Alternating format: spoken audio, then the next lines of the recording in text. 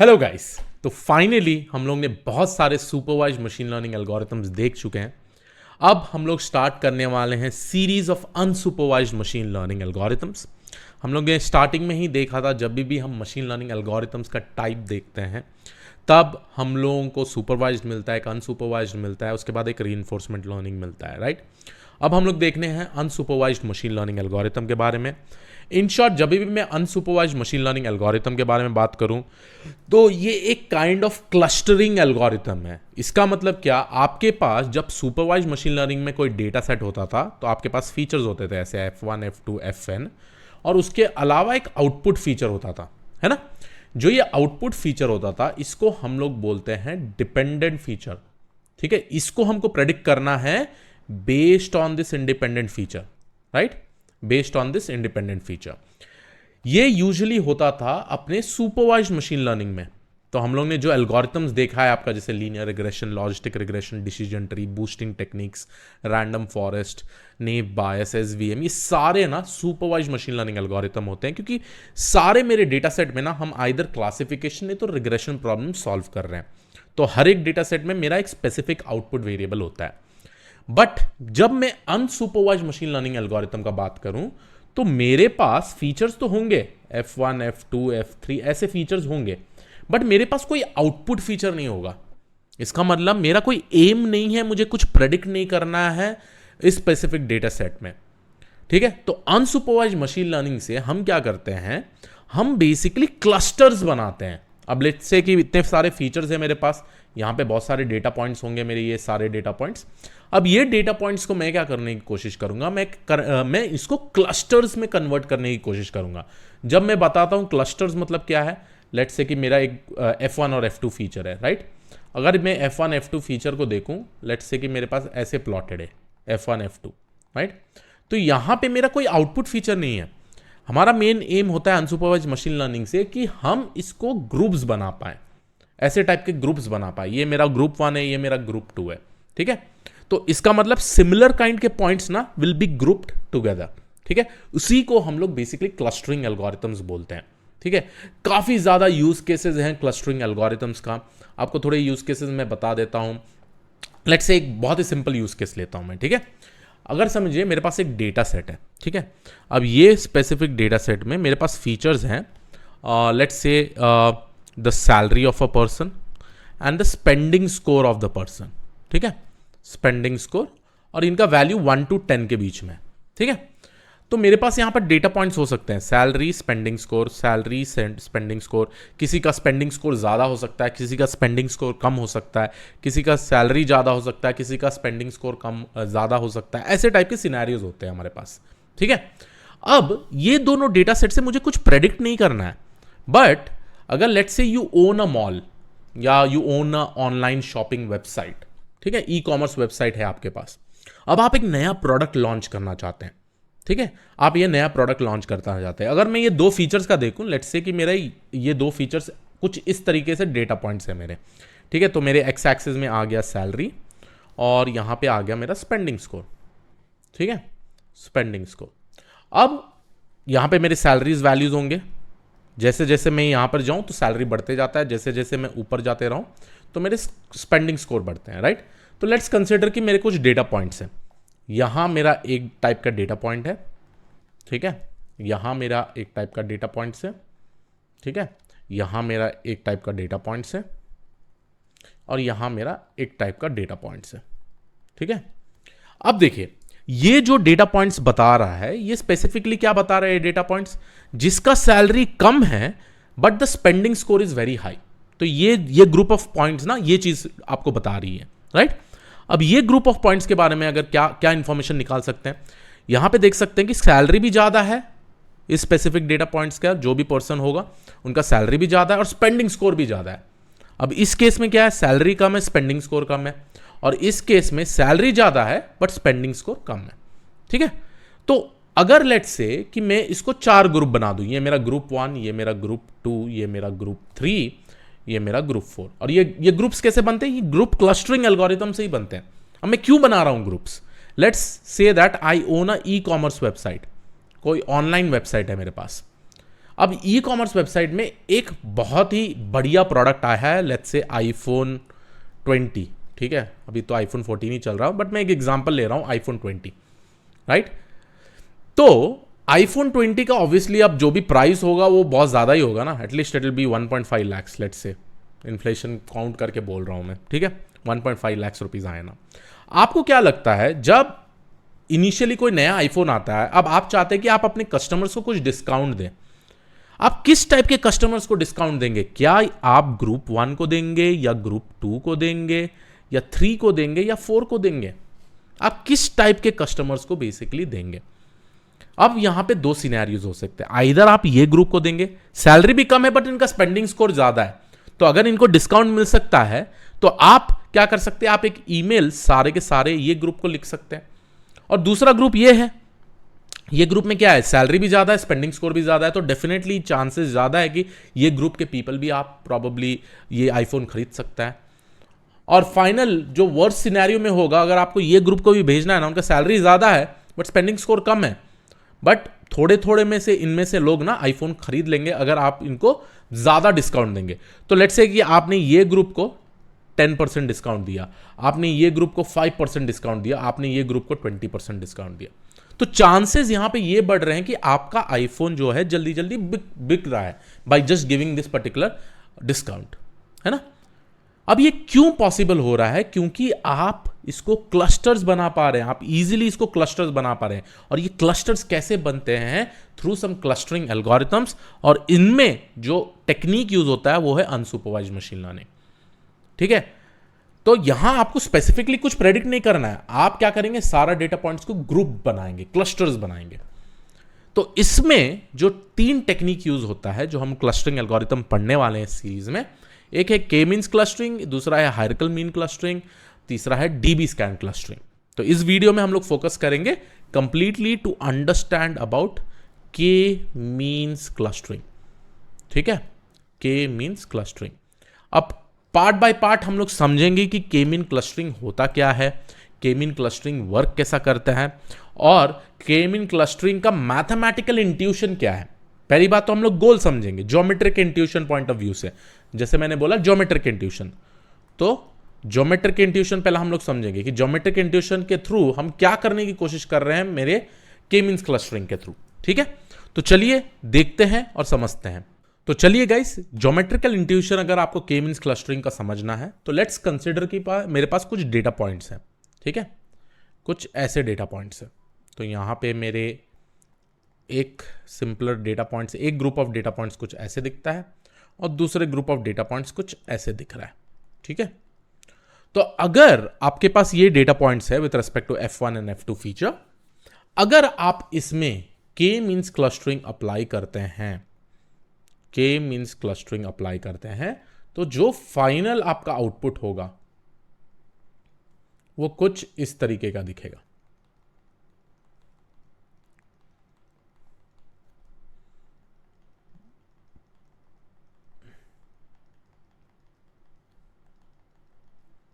ठीक है, यहां पे आपको एक ग्रुप ये मिलेगा, ठीक है, और जो दूसरा ग्रुप है वो स्पेसिफिकली आपको ये मिलेगा। तो इन शॉर्ट आप कर क्या रहे हैं, आप के मीन्स क्लस्टरिंग से जितने भी आपके ग्रुप्स ऑफ डेटा पॉइंट्स है आप उसको क्लस्टर करके सिमिलर डेटा पॉइंट्स को एक एक ग्रुप में डाल रहे हैं, ठीक है। तो ये हो गया मेरा ग्रुप 1 और ये हो गया मेरा ग्रुप 2। तो ये बेसिकली आप करते हैं। अगर समझ लीजिए आपके पास तीन ग्रुप्स ऑफ डेटा पॉइंट्स या 3 क्लस्टर ऑफ पॉइंट्स हैं, ठीक है। तो आपका लेट्स से कि ये मेरा एक ग्रुप ऑफ डेटा पॉइंट्स हो गया, ये मेरा 2 ग्रुप ऑफ डेटा पॉइंट्स हो गया और यही मेरा 3 ग्रुप ऑफ डेटा पॉइंट्स हो गया। अब इस केस में क्या होगा, अगर आप क्लस्टरिंग एल्गोरिथम अप्लाई करते हैं, बहुत ही सिंपल है, मैं इसको कॉपी कर देता हूं, इसको पेस्ट कर देता हूं। तो जब आप ये 3 ग्रुप को बेसिकली एक के मीन्स क्लस्टरिंग अप्लाई करते हैं यहां पे, तो यहां पे जैसे आप के मीन्स क्लस्टरिंग अप्लाई करते हैं तो आपके बन जाते हैं 3 ग्रुप, एक ग्रुप ये, दूसरा ग्रुप ये और तीसरा ग्रुप ये, ठीक है। तो जितने भी आपके ग्रुप्स ऑफ डेटा पॉइंट्स हैं उनको क्लस्टर कर देता है। और रिमेंबर करिए ये जो डेटा पॉइंट्स है ना हर एक ग्रुप में, ये similar type of data points हैं, ठीक है। तो ये है पूरा का पूरा फंडा with respect to geometric intuition about K means clustering.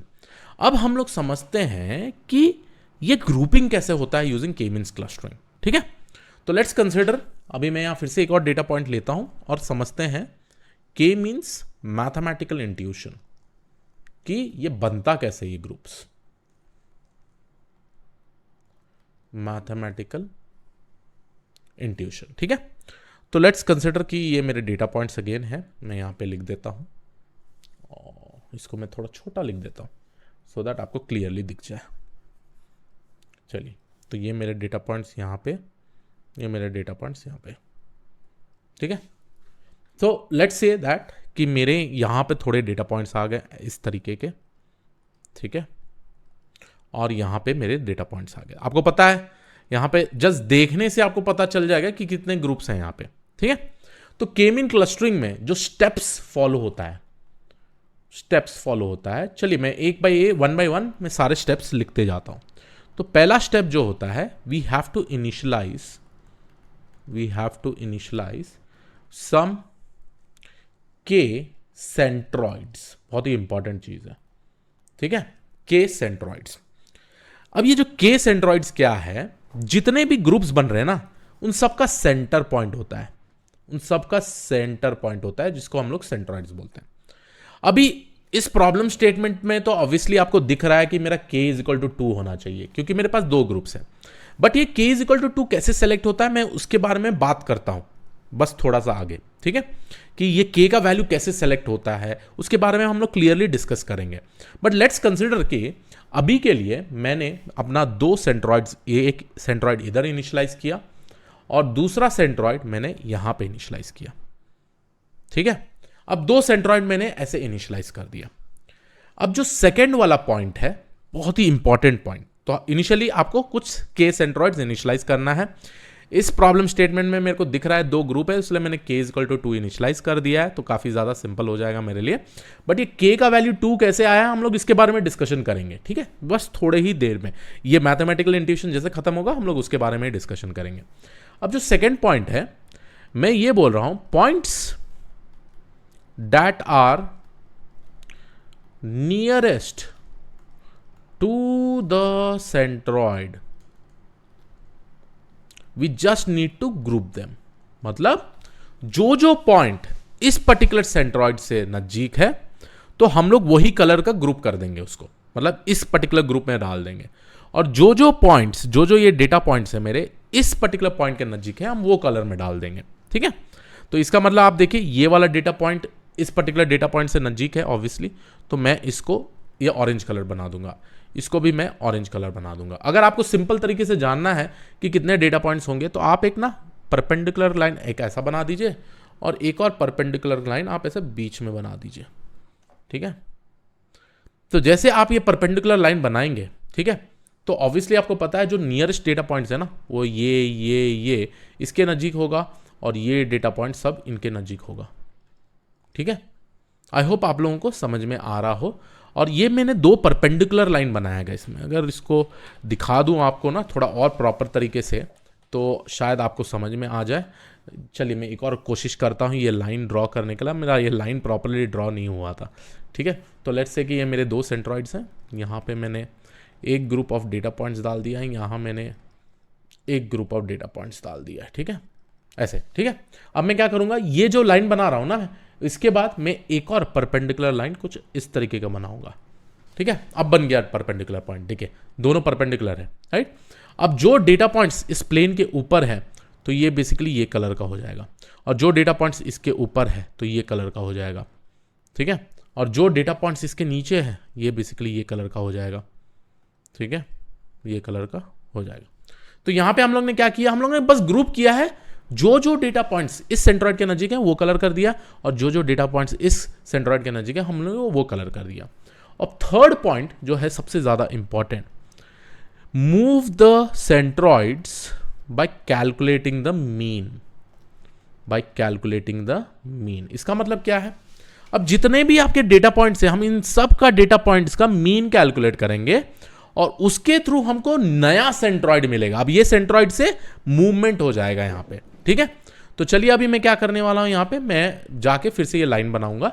अब मेरे डेटा पॉइंट्स आप देखिएगा कुछ इस तरीके का दिखेगा, right, after grouping for the first time.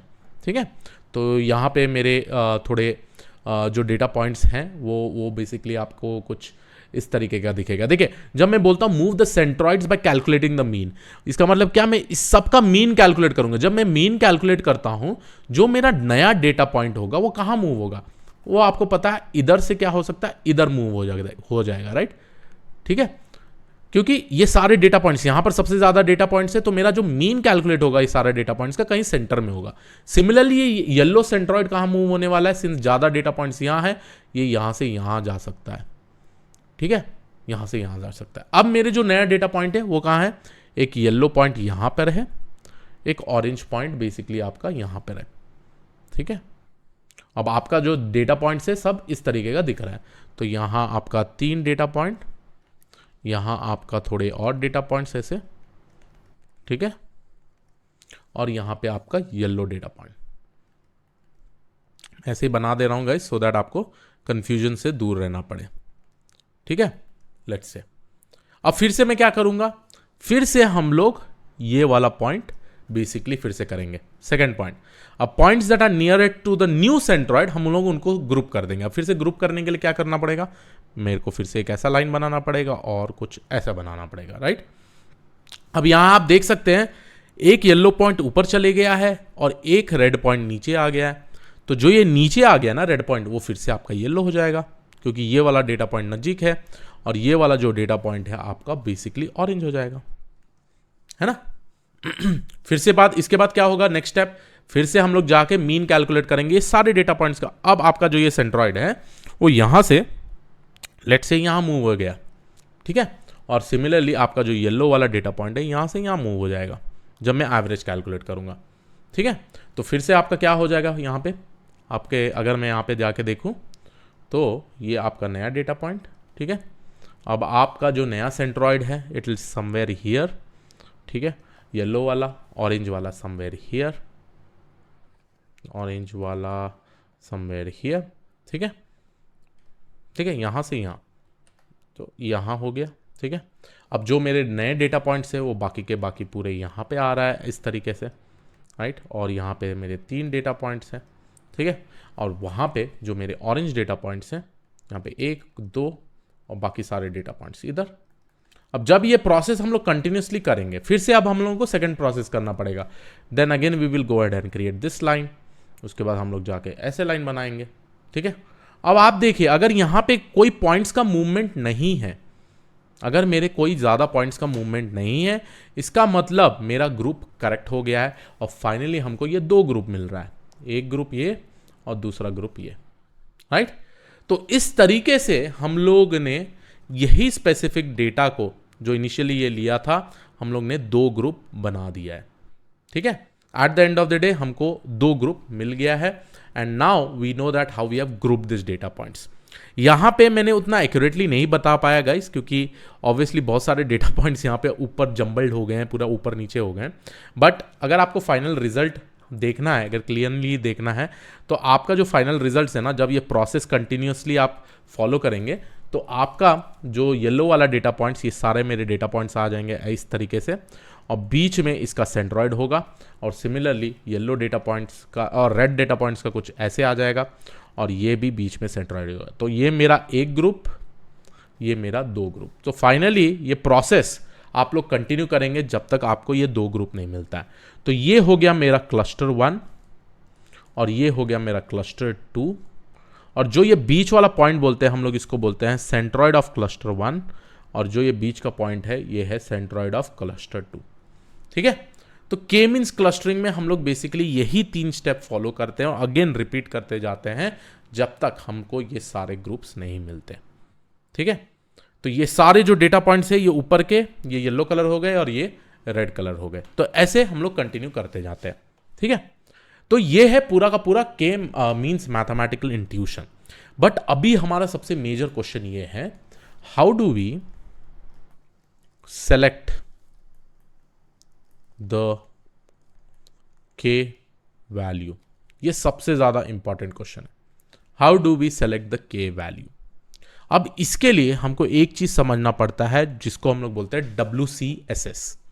WCSS मतलब within cluster sum of squares. ये बहुत ही इंपॉर्टेंट फॉर्मूला है, इसको याद रखिएगा। तो चलिए गाइस समझते हैं WCSS क्या है, within cluster sum of square क्या है, और इसके बारे में थोड़ा डिटेली समझते हैं क्योंकि ये एक काफ़ी इंपॉर्टेंट चीज़ है और ये आपको हेल्प करता है के का वैल्यू पता लगाने के for a specific data set. अब हम लोग क्या करते हैं, अगर आपको के का वैल्यू फाइंड आउट करना है तो हम लोग फर्स्ट ऑफ ऑल डिफरेंट के के वैल्यू से, let's say I will be initialising k is equal to 1 to 20। इसका मतलब मैं चेक करने वाला हूं first with 1 centroid till 20 centroids, ठीक है। तो अगर लेट्स से कि मेरे पास ऐसे कुछ डेटा पॉइंट्स है, ठीक है, लेट्स से कि मेरे पास ये 2 ग्रुप ऑफ डेटा पॉइंट्स है इनिशियली, मैं अभी इसको ग्रुपिंग नहीं किया हूं, ठीक है, 2 ग्रुप ऑफ डेटा पॉइंट्स है। अब यहां पे क्या होगा कि मैं initially k is equal to 1 लूंगा, तो लेट्स से कि मेरा सेंट्रॉइड यहां पे इनिशियलाइज हुआ है। अब जब हम बोलते हैं WCSS तो इसका मतलब हम सम्मेशन कर रहे हैं within cluster sum of squares, मतलब हर एक डेटा पॉइंट से हम लोग बेसिकली डिस्टेंस कैलकुलेट करेंगे। ये सारा डिस्टेंस हम लोग कैलकुलेट करेंगे, ठीक है। और ये जब डिस्टेंस हम लोग कैलकुलेट करते हैं, ठीक है, तो यहां पर हम लोग क्या कर रहे हैं, डिस्टेंस कैलकुलेट कर रहे हैं between the points to the nearest centroid, ठीक है, और इसको हम लोग बेसिकली स्क्वायर करेंगे, ठीक है। तो ये था मेरा with k is equal to 1 just, ठीक है। अब बाय डिफॉल्ट आपको पता है जब हम ये डिस्टेंस कैलकुलेट करें from this particular point two this centroid, अगर मैं एक ग्राफ बनाऊं, राइट, ग्राफ बनाऊं और ये ग्राफ में x एक्सिस में मेरा k वैल्यू है और y एक्सिस में WCSS है, ठीक है। k यहां पे k इज इक्वल टू 1 आएगा, 2 आएगा, 3 आएगा, 4 आएगा, 5 आएगा, 6 आएगा, 7 आएगा, राइट। और ऐसे ही within cluster sum of square क्या होगा, ये वैल्यू इंक्रीज होते जाएगा। तो with k is equal to 1 आप जब within cluster sum of square कर रहे हैं, फाइंड आउट कर रहे हैं सारा डिस्टेंस और समेशन भी कर रहे हैं और स्क्वायर भी कर रहे हैं उसके बाद, तो ऑब्वियसली आपका जो WCSS with k is equal to 1 होगा वो सबसे ज्यादा होगा, राइट। तो मैं यहां पे वो डेटा पॉइंट रीच कर रहा हूं। अब जब हम लोग k इज इक्वल टू 2 में जाते हैं, इसका मतलब क्या होगा, मेरे पास दो सेंट्रॉइड्स इनिशियलाइज होंगे, यहां एक हो सकता है, यहां एक हो सकता है। अब जो भी नियरेस्ट डेटा पॉइंट होगा हम उसका डिस्टेंस कैलकुलेट करेंगे, राइट। इसके नियरेस्ट डेटा पॉइंट जो है हम लोग उसका डिस्टेंस कैलकुलेट करेंगे यहां पे ऐसे, और जो इससे नियरेस्ट पॉइंट होगा हम उसका डिस्टेंस कैलकुलेट करेंगे। अब इस तरीके से जब करते हैं तो आपको पता है WCSS क्या होगा, डिक्रीज होते जाएगा, है ना। क्योंकि देखिए पहले ही बात तो मैं एक पॉइंट से ही सारा कैलकुलेट करता था, अब मेरे 2 नियरेस्ट डेटा पॉइंट है, जो ये डेटा पॉइंट्स इसके पॉइंट के नियरेस्ट है तो उसका डिस्टेंस आएगा, वो हम समेशन करेंगे। उसके बाद जो दूसरा डेटा पॉइंट है उसका डिस्टेंस भी हम लोग समेशन करेंगे। अब इस केस में क्या होगा, डिस्टेंस थोड़ा कम हो जाएगा। तो आप लोग एक ग्राफ देख पाइएगा कि जैसे जैसे मेरा k का वैल्यू इंक्रीज होते जा रहा है ये कंटिन्यूसली डिक्रीज होते जाएगा, but after some point of time आप देखिएगा ये पूरा का पूरा ऐसा स्टेबल हो जाता है, ठीक है। तो इस टाइप का आपको ग्राफ मिलेगा जब भी हम k और WCSS का ग्राफ बनाएं।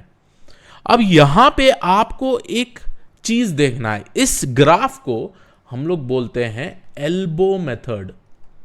एल्बो मेथड क्यों, क्योंकि देखिए ये एल्बो जैसा दिखता है, right, elbow right, this corner जो है ये मेरा ये कॉर्नर हो सकता है, ठीक है। अब हमको वो कॉर्नर फाइंड आउट करना है जिसके बाद से ये पूरा का पूरा ग्राफ स्टेबल हो गया था, ठीक है। अब इस केस में मेरा k का वैल्यू जो होगा वो होगा 4, क्योंकि यहां पे सबसे लास्ट में यहां पे ये वाले डेटा पॉइंट से मेरा बाकी का जब WCSS है वो पूरा का पूरा स्टेबल हो गया। तो हमको ये एल्बो मेथड से k का वैल्यू फाइंड आउट करना पड़ता है, राइट। तो ये है concept how to select the k value with the help of WCSS that is within cluster sum of square. और ये चीज भी मैं आपको प्रैक्टिकल इंप्लीमेंटेशन में भी दिखाऊंगा, आप उसका टेंशन मत लीजिएगा, ठीक है। अब देखिए पहला जब k इक्वल टू 1 था, अब k इक्वल टू 2 में कैसे होगा ना, आप देखिए यहां पे गाइस बहुत ही सिंपल तरीके से मैं आपको बता देता हूं। लेट्स से कि ये मेरे डेटा पॉइंट्स यहां पर है, ठीक है, और मेरा दूसरा डेटा पॉइंट्स यहां पर है। अब जो मैं दो सेंट्रॉइड्स इनिशियलाइज कर रहा हूं वो यहां होगा, वो यहां होगा, राइट।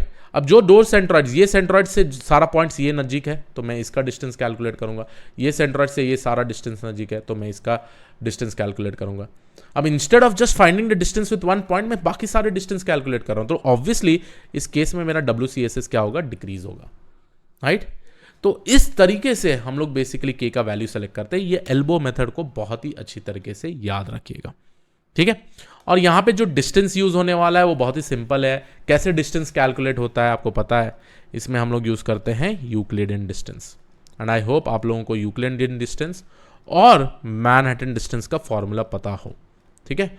अगर नहीं पता है मैं फिर से लिख देता हूं। यूक्लिडियन डिस्टेंस बेसिकली ये बोलता है कि अगर मेरे पास दो पॉइंट है P1 and P2, if this is denoted by x1 y1 और x2 y2, तो अगर मेरे को इन दोनों पॉइंट के बीच में डिस्टेंस कैलकुलेट करना है, then by Euclidean distance the formula will be square root of x2 minus x1 comma plus y2 minus y1 whole square, ठीक है। तो ये बेसिकली मेरा डिस्टेंस का फॉर्मूला है by using Euclidean distance. Manhattan distance के केस में क्या करते हैं हम लोग, ये डिस्टेंस कैलकुलेट करते हैं, यहां से यहां, यहां से यहां। तो मैनहट्टन डिस्टेंस के हिसाब से जहां पे मैं MD लिख रहा हूं, उसका फॉर्मूला ये होता है modulus of x2 minus x1 plus y2 minus y1। ये फॉर्मूला है बेसिकली मैनहट्टन और यूक्लिडियन डिस्टेंस का, ठीक है। तो बहुत ही इजीली हम लोग ने ये समझ लिया कि के मीन्स होता क्या है, ज्योमेट्रिकल इंट्यूशन क्या है, उसका मैथमेटिकल इंट्यूशन क्या है। अब फाइनली जो एक लास्ट एंड वेरी इंपॉर्टेंट चीज जो आपको समझना है, उसको हम लोग बोलते हैं रैंडम इनिशियलाइजेशन ट्रैप, ठीक है, रैंडम इनिशियलाइजेशन ट्रैप। और यहां पे इसको हम लोग ऑल्सो भी बोलते हैं के मीन्स प्लस प्लस। अब ये रैंडम इनिशियलाइजेशन ट्रैप क्या है, एक बहुत ही मेजर प्रॉब्लम होता है विथ रिस्पेक्ट टू के मीन्स क्लस्टरिंग, और ये टाइप का ट्रैप प्रॉबेबली आप भी फॉल कर सकते हैं, ठीक है। अब रैंडम इनिशियलाइजेशन ट्रैप क्या होता है, देखिए लेट्स से कि मेरे पास कुछ डेटा पॉइंट्स हैं यहाँ पे, तो यहाँ पे मेरे कुछ इस तरीके का डेटा पॉइंट्स हैं यहाँ पे, ठीक है, मैं ऐसे बना रहा हूँ, और मेरा जो यहाँ पे थोड़े ऐसे डेटा पॉइंट्स है और यहाँ पे अलग डेटा पॉइंट्स हैं। अब देखिए अगर आप ये डेटा पॉइंट्स देखेंगे और अगर आप इसमें के मीन्स अप्लाई करेंगे तो प्रॉब्ली आपको आउटपुट कैसा मिलना चाहिए, जस्ट सोचिए इसका जो आउटपुट है, जो ग्रुप्स का आउटपुट है वो कैसा दिखना चाहिए। तो यहाँ पे मैं बना देता हूँ, तो इसका ग्रुप का आउटपुट आपको कैसा दिखना चाहिए। मोस्टली आप बोलेंगे ठीक है ये एक ग्रुप में हो सकता है, ये दूसरा ग्रुप में आ सकता है, ठीक है, ये दूसरा ग्रुप में है, और ये फाइनली तीसरा ग्रुप में, ठीक है। तो मैं भी मानता हूं, ठीक है, विथ k इक्वल टू 3 हम लोगों को 3 ग्रुप मिलेगा। बट कभी कभी क्या हो जाता है ना इस सिनेरियो में कि जब हम के मीन्स अप्लाई करते हैं ना, instead of having becoming like that group, ये कुछ ऐसे हो जाता है। देखिएगा मैं आपको बताता हूँ, बहुत ही प्यारा चीज़ है ये, ठीक है। तो इसलिए मैं बता देता हूँ आपको, जो आपको क्लियरली समझ में आ जाएगा, ठीक है। और ये प्रॉब्लम होता है, ठीक है, विथ रिस्पेक्ट टू के means clustering. Instead of happening like this, कुछ इस तरीके का प्रॉब्लम आ जाता है। ये एक ग्रुप बन जाता है, ये दूसरा ग्रुप बन जाता है, और फाइनली ये तीसरा ग्रुप बन जाता है। अब देखिए ये वाले में प्रॉब्लम क्या है, ये वाले में प्रॉब्लम ये है जो ये डेटा पॉइंट्स है ना, ये सारे डेटा पॉइंट्स प्रॉब्ली एक ही ग्रुप में आ रहा है, यहाँ पे बीच में गैप है तो ये दो ग्रुप अलग से आना चाहिए। But instead of happening like this, आपका जो आउटपुट मिल रहा है आपको ये मिल रहा है, ठीक है। और यहां पे आपका एक सेंट्रॉइड आ गया, यहां पे आपका एक सेंट्रॉइड आ गया, यहां पे आपका एक सेंट्रॉइड आ गया। इस केस में एक सेंट्रॉइड यहां है, एक सेंट्रॉइड यहां है, एक सेंट्रॉइड यहां है, ठीक है। अब इन दोनों में से आप ऑब्वियसली देख सकते हैं कि दोनों भी सही लग रहा है, बट यहां का इनिशियलाइजेशन ना बहुत, ये दोनों ग्रुप बहुत सारा पॉइंट्स ओवरलैप्ड है, तो आप प्रॉपर्ली यहां पे ग्रुप नहीं कर पाएंगे इसको, ठीक है। तो ये प्रॉब्लम क्यों होता है, क्योंकि आपका जो सेंट्रॉइड है ना बहुत ही नियरली इनिशियलाइज हो जाता है।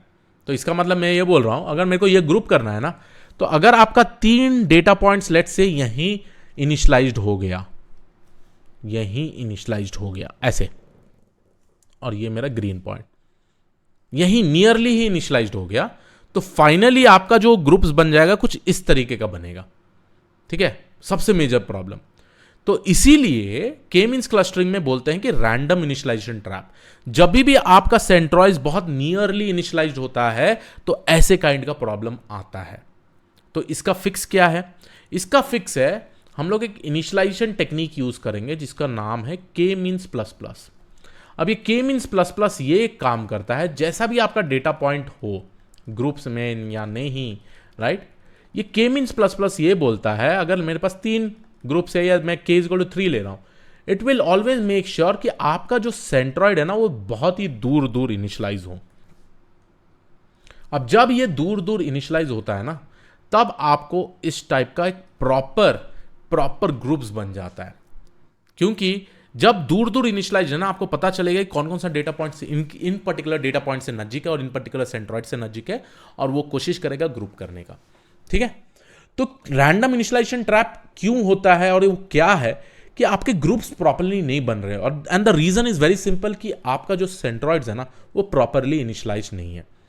तो इसीलिए अगर आप के means plus plus technique use करते हैं इनिशियलाइजेशन का, और ये इनिशियलाइजेशन क्या होता है कि आपके जो सेंट्रॉइड्स हैं वो सारा काफी दूर इनिशियलाइज होंगे, तो इस टाइप का प्रॉब्लम कभी फेस नहीं होगा। यही स्पेसिफिक चीज रैंडम इनिशियलाइजेशन ट्रैप बोलता है, ठीक है। और इस टेक्निक को हम लोग बोलते हैं K means plus plus initialization technique, और ये सारा चीज हम लोग पढ़ेंगे इवन इन प्रैक्टिकल, ठीक है। तो आई होप आपको एक आइडिया मिल गया हो के मींस का पूरा एल्गोरिथम। हम लोग ने मैथमेटिकल, ज्योमेट्रिकल, इंट्यूशन समझा, स्टेप बाय स्टेप समझा ये कैसा होता है, सारा प्रोसेस कैसा होता है, right. So yes, this was it about the के मींस क्लस्टरिंग। अब जो नेक्स्ट एल्गोरिथम होगा उसको हम लोग बोलेंगे हायरार्किकल मीन क्लस्टरिंग, और हायरार्किकल क्लस्टरिंग में और के मींस क्लस्टरिंग में बहुत सारा डिफरेंस भी है। हम लोग उन दोनों के बीच में क्लियर डिफरेंसेस समझेंगे, उसके बाद हम लोग कवर भी करेंगे dB scan. So yes, this was it from my side. I hope you like this particular video. I will see you all in the next video. Thank you.